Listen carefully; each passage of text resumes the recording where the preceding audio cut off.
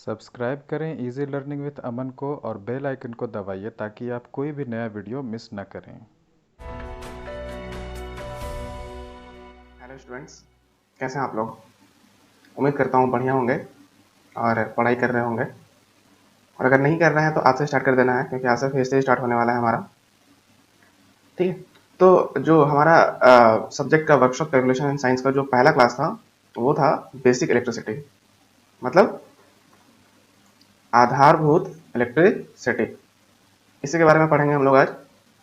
तो ये जो बेसिक इलेक्ट्रिसिटी है, इसका मतलब क्या हो गया? आधारभूत। ये आधारभूत क्या है? आधारभूत का मतलब होता है बिल्कुल ग्राउंड लेवल, बिल्कुल जीरो लेवल, मतलब जहां से एकदम शुरुआती होता है ना, बिल्कुल एकदम शुरुआती लेवल, उसको हम लोग क्या कहते हैं? बेसिक या फिर आधारभूत। तो जैसा कि ये जो आधारभूत इलेक्ट्रिसिटी है, अभी जो भी सब्जेक्ट है, ये इलेक्ट्रिशियन ट्रेड वालों के लिए थोड़ा सा आसान होगा और फिटर वाले के लिए थोड़ा सा कठिन। रीजन क्या है कि जो आपके इलेक्ट्रिशियन ट्रेड वाले हैं वो इसको अपने ट्रेड में कहीं ना कहीं पढ़ चुके हैं, और जो फिटर वाले हैं ये उनके लिए थोड़ा सा नया है। हालांकि काफ़ी इंटरेस्टिंग है, और इन जितनी भी चीज़ आप पढ़ेंगे इसको आप पहले कभी ना कभी पढ़े होंगे, या तो 10th में या तो 12th में, या जब भी पढ़े होंगे। लेकिन ये बेसिक इलेक्ट्रिसिटी है, और इसको अगर कंसिडर किया जाए तो प्राइमरी एजुकेशन में क्लास 10 तक में इसको पढ़ा जाता है। तो शुरू कर रहे हैं। तो जो आधारभूत इलेक्ट्रिसिटी है या फिर जो बेसिक इलेक्ट्रिसिटी है, वो क्या बताती है कि जो बिजली है वो क्या है? एक प्रकार की ऊर्जा है। ऊर्जा मतलब समझ रहे हैं आप लोग? ऊर्जा मतलब क्या हो गया? एनर्जी। जो आपकी एनर्जी है, जो आपकी ऊर्जा है, वो एक प्रकार की सोर्स है, एक प्रकार का स्रोत है, जिसके जरिए आप विभिन्न कामों को अंजाम दे पा रहे हैं। चाहे वो बिजली की ऊर्जा हो, चाहे वो सूरज की सौर ऊर्जा हो, चाहे वो हवा की ऊर्जा हो, विंड एनर्जी जिसको कहते हैं हम लोग। तो बहुत तरह की हमारे पास ऊर्जा की साधने हैं, लेकिन उनमें से जो इलेक्ट्रिसिटी है, जो बिजली है, वो क्या है?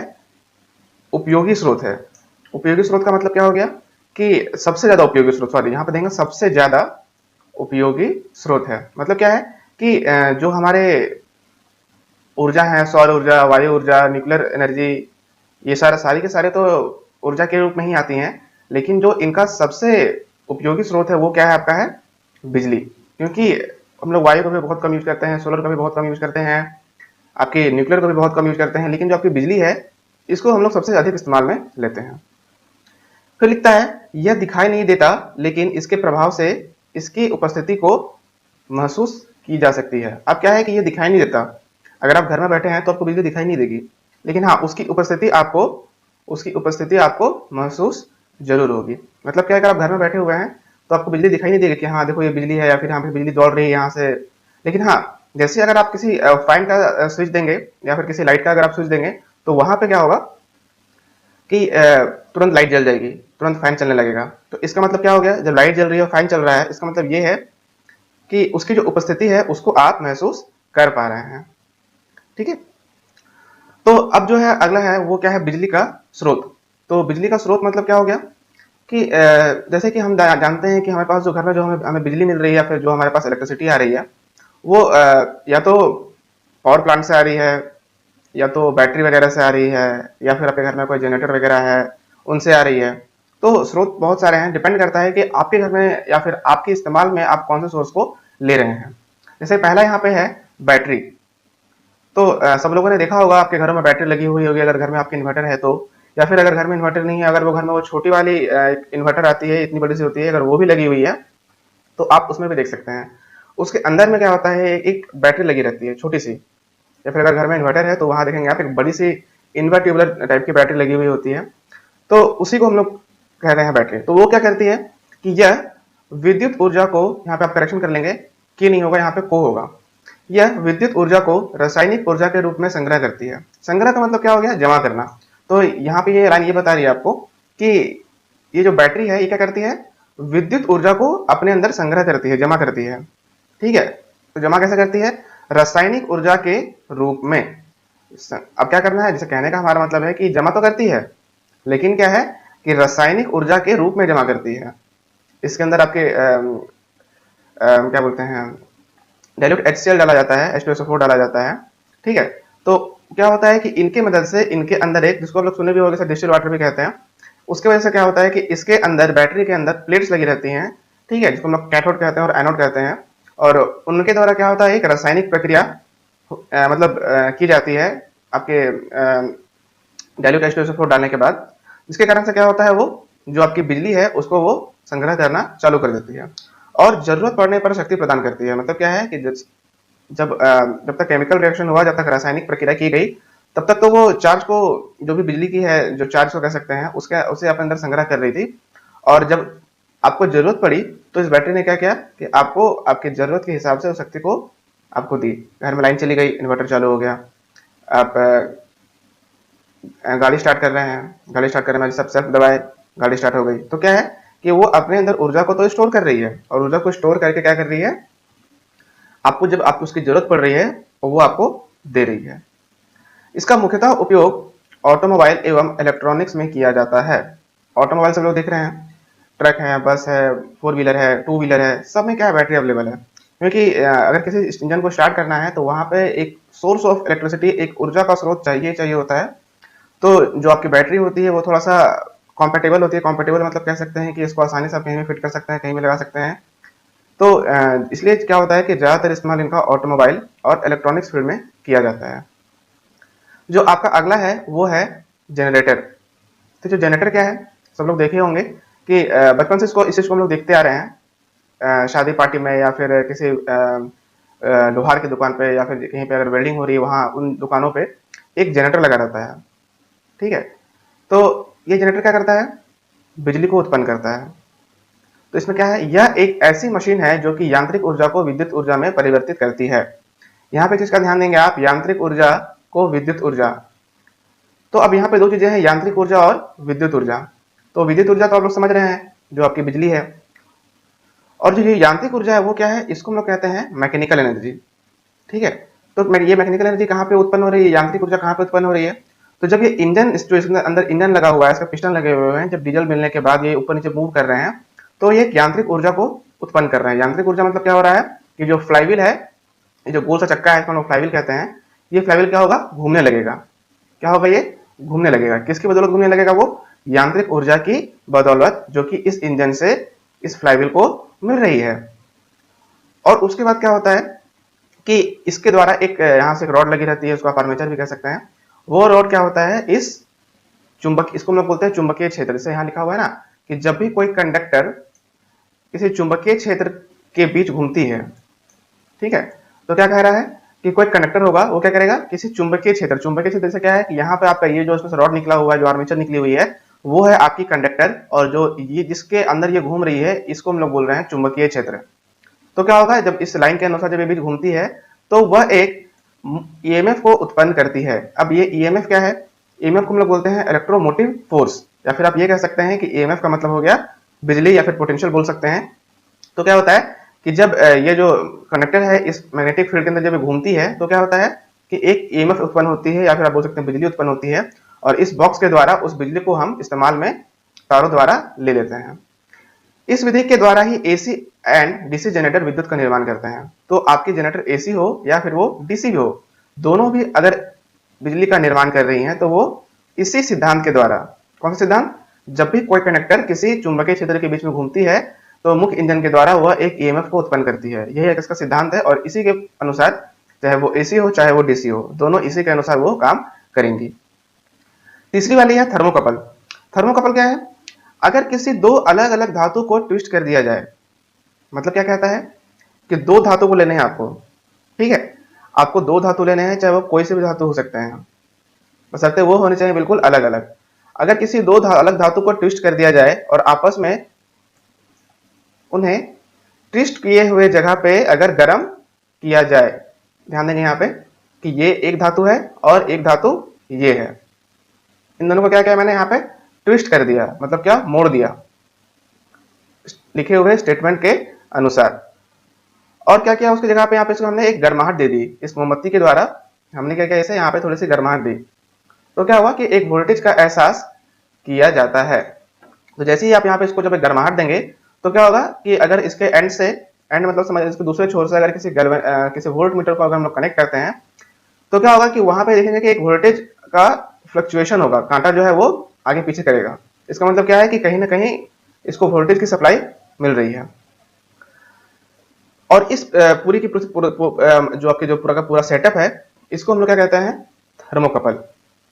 इसका इस्तेमाल भट्टी के तापमान को मापने में किया जाता है। अब क्या है जो इसका इस्तेमाल कर रहे हैं आप, इसका जो इस्तेमाल कहाँ पे बेसिकली किया है, भट्टी के तापमान को मापने में किया जाता है। भट्टी मतलब हो गया जो बड़े बड़े फर्नेस है, प्लांट्स है, उनमें क्या है, बड़ी बड़ी भट्टियां लगी हुई हैं, और उन भट्टियों में क्या होता है कि तापमान को काफी ज्यादा होता है, और उन तापमान को नापने के लिए थर्मोकपल का इस्तेमाल किया जाता है, क्योंकि थर्मोकपल जो है वही एक ऐसा यंत्र है जो कि उतनी अधिक ऊष्मा को, अधिक गर्मी को आसानी से बिना खराब हुए नाप सकता है। उसमें होता क्या है कि इसके थर्मोकपल को आपके भट्टी में या फिर जो भी पार्ट्स को जिनका तापमान नापना होता है उनके संपर्क में लाया जाता है, और संपर्क में लाते ही जितनी अधिक रीडिंग ये वोल्टमीटर देगी आपको, उतनी ही अधिक तापमान यहाँ पे आपको मिल रही है। अगर कम रीडिंग दे रही है मतलब कम तापमान है, ज्यादा दे रही है मतलब ज्यादा तापमान है। जो आपका अगला टॉपिक है वो क्या है, बिजली के उपयोग। तो आपके जो बिजली का उपयोग है वो क्या है, अलग अलग तरीके से आप बिजली का इस्तेमाल कर रहे हैं, चाहे वो प्रकाश के रूप में हो, चाहे वो शक्ति के रूप में हो, चाहे वो मनोरंजन के रूप में हो। अपने आसपास आप जितने भी आपके चीजें हैं जो आप ढंग से इस्तेमाल कर रहे हैं, जिनको आप देख रहे हैं अपने रोजमर्रा की जिंदगी में, उनमें बिजली का उपयोग हो ही रहा है। बिजली उन्हें चाहिए ही चाहिए, तभी वो काम करेंगे। चाहे वो आपके घर के पंखे हो, या फिर घर की लाइट हो, या फिर आपके फोन हो, सबको बिजली की जरूरत है। तो जो पहला है वो क्या है, प्रकाश, या फिर उसको बोल सकते हैं आप लैंप। तो प्रकाश मतलब क्या हो गया, जहां पे आपको रोशनी की जरूरत पड़ रही है वहां पे आप लैंप जला रहे हैं, एलईडी बल्ब जला रहे हैं, 100 वाट वाले पीले बल्ब जला रहे हैं, ट्यूबलाइट जला रहे हैं, तो वो किसके कैटेगरी में आ जाएंगी, प्रकाश की कैटेगरी में। फिर है उष्मा। उष्मा में क्या हो जाएगा, मतलब गर्माहट। तो घर में आप कहाँ पे गर्माहट ले रहे हैं, हीटर से ले रहे हैं, ओवन से ले रहे हैं। जहां पे आप खाना बना रहे हैं वो आपका ओवन है, उससे आप उष्मा द्वारा बिजली का इस्तेमाल कर रहे हैं, और जो आपके घरों में हीटर है उनका भी आप इस्तेमाल कर रहे हैं उष्मा के ही लिए। तीसरी है शक्ति, मतलब एनर्जी। तो उसके लिए क्या है, मोटर है, पंखे हैं। तो जिस मोटर से घर में आप पानी वगैरह भरते हैं, या फिर किसी अदर काम में मोटर का इस्तेमाल करते हैं, या फिर जो घर में आपके फैन लगे हुए हैं, तो वो सारी की सारी चीजें क्या कर रही हैं, वो बिजली का इस्तेमाल कर रही है शक्ति के रूप में। फिर क्या है, सकर्षण। तो सकर्षण मतलब क्या हो गया, जहां पे अगर आप किसी भारी चीजों को देख रहे हैं, किसी हाइड्रोलिक के माध्यम से चीजों को अगर कोई उठाया जा रहा है। हाइड्रोलिक मतलब क्या हो गया, जहां पे आपकी किसी तरल पदार्थ के द्वारा अगर कोई बल लगाया जा रहा है, तो वो क्या है आपका हाइड्रोलिक्स। और अगर हाइड्रोलिक्स अगर किसी बिजली का इस्तेमाल लेती है अपने काम करने के लिए, तो वो क्या हो जाएगी, सकर्षण। तो उसमें के लिए क्या है, लिफ्ट है, क्रेन है। देखिए भी हो गया, अगर आप जब कभी काम कहीं हो रहा होता है, तो वहां पे अगर कोई लिफ्ट है या फिर कोई क्रेन है, बड़ी बड़ी मशीनों को उठा रहे हैं वो, तो क्या होता है कि उन्हें भी बिजली की आवश्यकता होती है, और वो क्या करते हैं, सकर्षण के रूप में बिजली का इस्तेमाल करते हैं।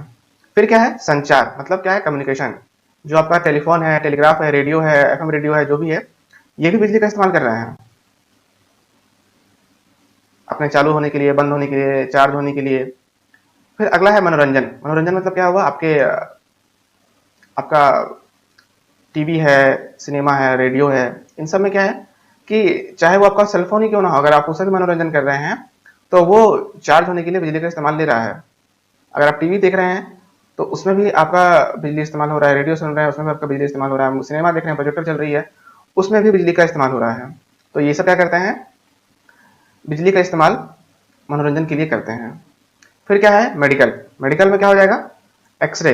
जो कभी देखे होंगे, अगर आप कभी एक्सरे कराने गए होंगे या फिर किसी का एक्सरे होते देख रहे होंगे, तो वहां पे क्या होता है, एक बड़ी सी मशीन आती है और एक्सरे करके, सपोज हमारा हाथ टूटा हुआ है तो मशीन आएगी, एक्सरे करके यहाँ से आएगी, बड़ी सी मशीन होती है, एक्सरे करते वापस चली जाती है। तो क्या होता है कि वो भी एक रे को छोड़ती है, जिसको हम लोग एक्सरे कहते हैं, और वो जो एक्सरे छूटती है वो क्या करती है, बिजली का इस्तेमाल लेती है।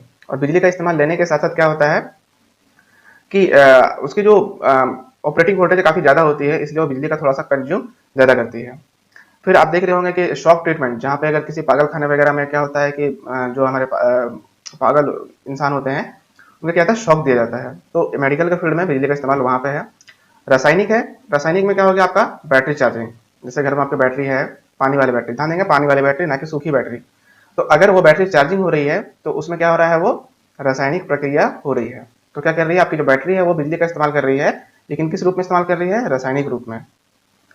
फिर है चुंबकीय। चुंबकीय मतलब क्या हो गया, मैग्नेटिक फील्ड। तो इसका सबसे बड़ा ये है, लिखा हुआ है अस्थायी चुंबक। दो प्रकार के चुंबक होते हैं, एक अस्थायी, एक अस्थायी। अस्थायी मतलब क्या हुआ, हमेशा वाला। इसको क्या बचपन से, जिससे आप बचपन में खेला करते थे, छोटे छोटे होते थे काले काले ग्रे कलर के, वो थे अस्थायी चुंबक। और अस्थायी चुंबक क्या होता है? अस्थायी चुंबक मतलब क्या हो गया? जो बिजली के कारण, जो बिजली की उपस्थिति के कारण एक चुंबकीय क्षेत्र को पैदा कर दे रही है, मैग्नेटिक फील्ड को पैदा कर दे रही है, वो है आपकी अस्थायी चुंबक। ये ज्यादातर आपके सीलिंग फैन में पाई जाती है। होता यह है कि जैसे आप स्विच ऑन करते हैं तो तुरंत बिजली के दौड़ते ही वो अपने अंदर एक चुंबकीय क्षेत्र का निर्माण कर लेती है, और चुंबकीय क्षेत्र का निर्माण करने के साथ साथ जो आपका फैन है वो घूमना चालू कर देता है। फिर आपकी आखिरी वाली पॉइंट है वो है अभियंत्रिकी, मतलब इंजीनियरिंग क्षेत्र में वेल्डिंग हो गई, एक्स्ट्रा वेल्डिंग हो गई, कभी देखे होगा दुकान वगैरह में जहाँ पे लोहे वगैरह के काम हो रहे होते हैं, वहाँ पे क्या होता है कि कोई बंदा अगर वेल्डिंग कर रहा है तो एक जनरेटर चलती रहती है और उससे वो बिजली ले करके वेल्डिंग करता रहता है। तो क्या है कि वो जो वेल्डिंग की जा रही है वो भी बिजली का इस्तेमाल कर रही है, और किस रूप में इस्तेमाल कर रही है? अभियंत्रिकी के रूप में इस्तेमाल कर रही है। तो आज का टॉपिक हम लोग यहीं पे एंड करेंगे। जैसा कि आप देख रहे हैं कि हम लोगों ने क्या क्या पढ़ रखा है पहले से। बिजली के स्रोत पढ़े हमने, कौन कौन सी है? बैटरी है, जनरेटर है, थर्मोकपल है, और उसके बाद फिर क्या है? बिजली का इस्तेमाल कहाँ पे आप कर रहे हैं, किस किस रूप में कर रहे हैं? तो प्रकाश के रूप में है, उष्मा, शक्ति, संकर्षण, संचार। संकर्षण मैं फिर से बता दूं आपको, जहां पे किसी हाइड्रोलिक्स का इस्तेमाल किया जाता है वो क्या है? आपका शकर्षण। और वो जो हाइड्रोलिक है वो बिजली का इस्तेमाल लेती ही लेती है। अभियंत्रिकी, चुंबकीय, रासायनिक, मेडिकल, मनोरंजन, तो ये सब थे आपके बिजली के उपयोग और कहाँ कहाँ उसके स्रोत हैं, मतलब कि उनके स्रोत क्या हैं, किस किस से उनको हम ले रहे हैं और किस किस चीज़ के लिए ले रहे हैं। दो चीज़ें हमने कवर कर रखी हैं कि बिजली का स्रोत क्या है, कहाँ से उसको हम ले रहे हैं। जैसे ये है बिजली का स्रोत, तो इसको हम कहाँ से ले रहे हैं, पहली चीज़। और ये है बिजली का उपयोग, इसको हम कहाँ पे दे रहे हैं। तो कहाँ कहाँ से ले रहे हैं और कहाँ पे उसको हम लोग दे रहे हैं। ये दो चीज़ें आज हम लोगों ने अपने क्लास में कवर करी है। अब जो आपका अगला टॉपिक है वो हम नेक्स्ट क्लास में डिस्कस करेंगे। तब तक के लिए जितनी चीज़ें मैंने बताई हैं उनको अच्छे से पढ़ेंगे, गूगल का सहारा लें, यूट्यूब का सहारा लें, अच्छे से सीखें। नोट समझने में कोई दिक्कत आए तो हमें आप संपर्क करें। चलिए आज के लिए इतना काफ़ी है, कल अगली क्लास में फिर से शुरू करेंगे।